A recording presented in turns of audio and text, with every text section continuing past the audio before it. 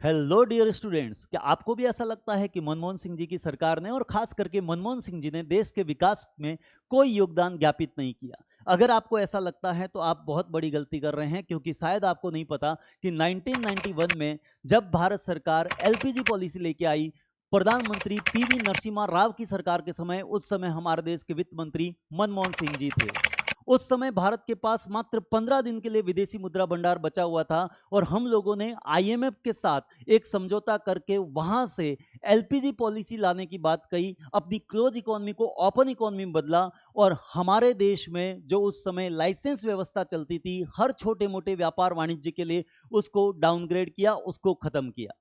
और इस प्रकार से भारत एलपीजी पॉलिसी लाकर, यानी कि लिबरलाइजेशन, प्राइवेटाइजेशन और ग्लोबलाइजेशन से उस समय के बैलेंस ऑफ पेमेंट की समस्या से बच पाया। नहीं तो बैलेंस ऑफ पेमेंट की समस्या इतनी भयावह थी कि 15 दिन के बाद 1991 में हम लोग कुछ भी विदेश से नहीं खरीद सकते। अगर खरीदेंगे तो उसके लिए हमें पैसा चाहिए, यानी कि डॉलर चाहिए, जो उस समय भी और आज भी इंटरनेशनल करेंसी है।